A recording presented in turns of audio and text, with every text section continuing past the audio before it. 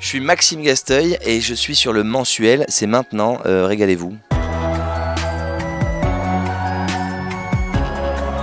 Comme j'ai pas laissé énormément de battements entre la fin du premier et le début du second, je suis resté, tu vois, dans les chaussures de ski de vitesse. Je l'ai coécrit avec Benjamin Demey et Édouard Pluvieux, qui met en scène aussi Édouard. On a écrit ça en 15 jours. Alors, on n'a pas écrit ça en 15 jours du jour au lendemain, mais on avait quand même des notes et un axe. On part de là, on l'a retouché 2-3 fois. Ensuite, je l'ai appris tout août. Et on a fait 20 dates de première à Bordeaux. La première semaine, super, un retour extraordinaire, mais on savait qu'il fallait qu'on retouche, qu'on enlève et tout. Et à partir de la deuxième semaine jusqu'à la cinquième, ça se levait tous les soirs. Donc là, on s'est dit, bon, il se passe quelque chose. Et après, on est parti, on a fait Brest, Rennes, Angers, Marseille, Toulon, Nice, Lyon. Et c'était fou, exponentiel en fait. Donc il résonne, il est plus large, il touche beaucoup plus toutes les générations. Le premier aussi, mais celui-ci il est large parce que le fil conducteur c'est mon père. Donc je parle de la génération de nos parents. Ayant passé le confinement chez mes parents, si tu veux, j'étais au milieu d'un couple de soixantenaires. Et je suis revenu en me disant 40 ans de mariage, 40 ans d'amour, comment ça se passe? Où on va nous aussi dans notre génération? Vers quel objectif on tend? Vers quelle valeur et vers quelle notion de l'amour on va? C'est assez large parce que je parle du rapport à l'argent, la sexualité, l'amour, la façon de vivre l'un avec l'autre, le ménage, tenir une maison. Donc c'est nos vies d'enfants et leur vie de parents. Donc les yeux qu'on pose sur eux et ceux qui posent sur nous. D'ailleurs, je leur dédie le spectacle à la fin. L'autre, je l'adorais, mais celui-ci, il est vraiment, j'ouvre les portes en fait. Je vais vous faire rentrer un peu chez moi. C'est un peu plus intimiste et donc il est marrant, mais il est touchant aussi. Tu vois ces gens en ce moment qui arrêtent pas de nous sortir ce week-end, j'ai un EVG. Moi dans EVG, j'entends ma vie elle est mieux que la tienne. Mes amis sont responsables, ils avancent dans la vie, ce ne sont pas des troubadours. Oh mais faut arrêter hein. Vous croyez tous qu'en EVG c'est Very Bad Trip le film? Je suis plus mature, je suis plus posé, je sais maintenant de quoi je suis capable sur scène. Et ça m'a renforcé une certaine confiance de revenir et d'avoir un accueil comme ça pour ce deuxième spectacle.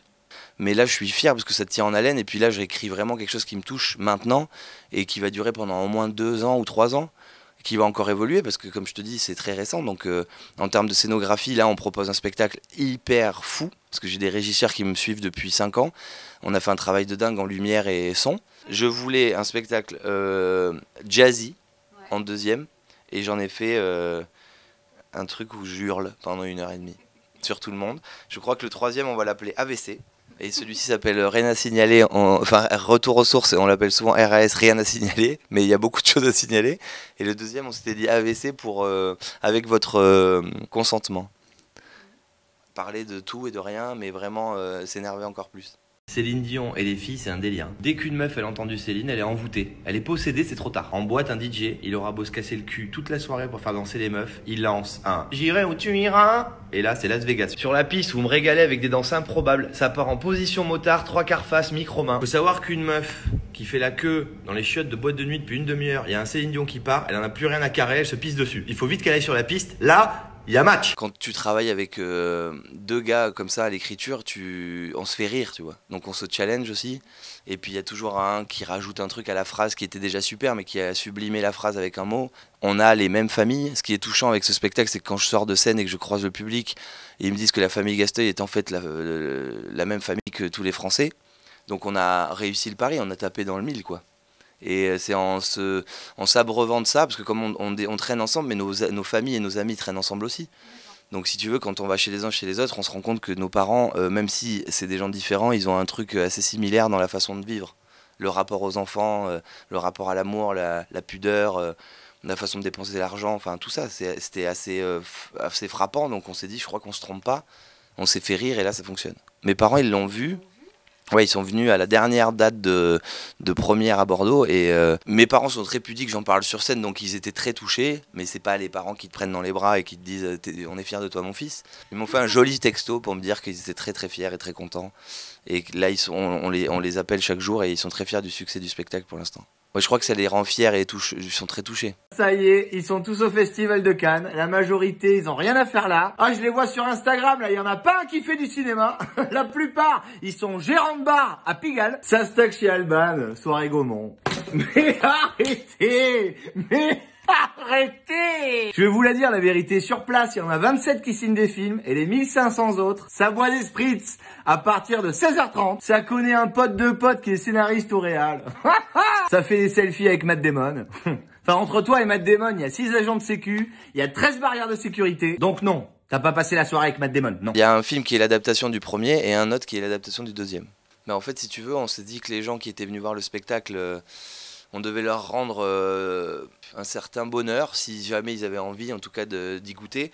C'était que si on faisait des films, et c'est ce qui va se passer dans banlieue parisienne ou dans d'autres régions, on s'est dit qu'on mettrait en place donc sur le site un lien où ils peuvent envoyer leur mail, et si le film se tourne dans leur région, ils seront en priorité pour faire de la figuration dans le film.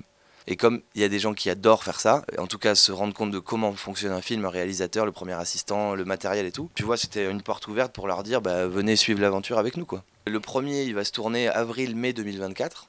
2023, excuse-moi. Donc on le verra en 2024 au cinéma. Et l'autre, ce sera sûrement une plateforme. Donc le période de tournage, on l'a pas encore. Mais il y en a un au ciné, un sur une plateforme. Tu pourrais quand même accueillir ton petit frère. Demi-frère. Ah, encore mieux, je prends moins de place. Je veux retrouver mon amour d'enfance de mes 8 ans, Violette. Je peux dormir ici alors? Oui. Je le savais, ça pouvait aller contre Voilà, voilà. Bah faut que tu t'arranges pour les retrouver. T'as plus 8 ans toi non plus. Hein. T'as vu ta gueule, on dirait un charpet. Quoi? Tiens. C'est moi ça? Eh ben, il lui ressemble pas du tout, Mais lui. bien sûr que tu lui ressembles. Je lui dis que t'es marié, que t'as des enfants, que vous retrouver c'est une erreur, que sa vie elle est là-bas, là, au Club Med. Déjà, tu t'appelles plus Roxane, tu t'appelles Violette. Ok, je m'appelle Violette. Voilà. Roxane? Quoi? Moi j'ai adoré, j'ai fait 3 films en 2018 et 2019 où j'avais des tout petits rôles. Et là mon premier film avec Danny Boone qui réalise, qui joue et qui a scénarisé le film qui s'appelle La vie pour de vrai. J'ouvre son nouveau film, donc je suis tellement fier. Les premières minutes du film c'est moi qui joue son papa dans les années 70. C'était une expérience extraordinaire. Danny Boone est en plus d'être un génie, est un mec, c'est un mec normal, tu vois, très sympa, très généreux. De toute façon, tu peux pas arriver où il en est sans être quelqu'un d'humble et qui a les pieds sur terre. Avec un entourage super, c'est sûr, parce que il a le même crew de casting et de machinaux sur tous ses films. Les mecs, ils ont un plaisir à se lever le matin, même à 4h pour aller tourner avec lui, donc c'est assez extraordinaire, tu vois, de voir ça.